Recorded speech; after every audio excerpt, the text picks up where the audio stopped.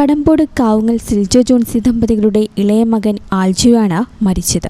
സഹോദരൻ അനോജ് ഗുരുതരാവസ്ഥയിൽ ചികിത്സയിലാണ്. ഞായറാഴ്ച പുലർച്ചെയാണ് വീടിനുള്ളിൽ ഉറങ്ങിക്കിടന്ന കുട്ടികൾക്ക് പാമ്പുകടിയേറ്റത്. തിങ്കളാഴ്ച ഉച്ചതിരിഞ്ഞ് 3 മണിയോടെ കൊടുങ്ങ സെന്റ് സെബാസ്റ്റ്യൻസ് പള്ളിയിൽ മൃതദേഹം സംസ്കരിച്ചു. തൃശൂർ മെഡിക്കൽ കോളേജിൽ നടന്ന പോസ്റ്റ്മോർട്ടം പരിശോധനയിൽ കുട്ടിക്ക് ശംഖുവരയന്റെ കടിയേറ്റതാണ് മരണകാരണമെന്ന് സ്ഥിരീകരിച്ചു. കഴിഞ്ഞ ദിവസം രാത്രി 2 മണിയോടെയാണ് കുട്ടികൾക്ക് ശാരീരിക അസ്വസ്ഥതകൾ അനുഭവപ്പെട്ടത്. തലേ ദിവസം കുടിച്ച ജ്യൂസിൽ നിന്നുള്ള ഭക്ഷ്യവിഷബാധയാണെന്ന് കരുതി ആദ്യം ചാലക്കുടിയിലെ സ്വകാര്യ ആശുപത്രിയിൽ എത്തിച്ചെങ്കിലും ആൽജോ മരണത്തിന് കീഴടങ്ങുകയായിരുന്നു. പിന്നീട് നടത്തിയ വിശദമായ പരിശോധനയിലാണ് പാമ്പുകടിയേറ്റ പാടുകൾ ഡോക്ടർമാർ കണ്ടെത്തിയത്. തുടർന്ന് ബന്ധുക്കളും നാട്ടുകാരും നടത്തിയ തിരച്ചിലിലാണ് കുട്ടികൾ കിടന്നിരുന്ന മുറിയിലെ തലയണയ്ക്കിടയിൽ ചുരുണ്ടുകൂടിയിരുന്ന ശംഖുവരയനെ കണ്ടെത്തിയത്. അത്യന്തം വിഷമുള്ള ഇനമാണിത്. അങ്കമാലിയിലെ സ്വകാര്യ ആശുപത്രിയിൽ വെന്റിലേറ്ററിലുള്ള ആൽജോയുടെ മൂത്ത സഹോദരൻ അനോജിന് 6 മണിക്കൂർ നീണ്ട സങ്കീർണമായ ശസ്ത്രക്രിയ നടത്തിയിരുന്നു. നിലവിൽ തീവ്രപരിചരണ വിഭാഗത്തിൽ ഡോക്ടർമാരുടെ നിരീക്ഷണത്തിലാണ്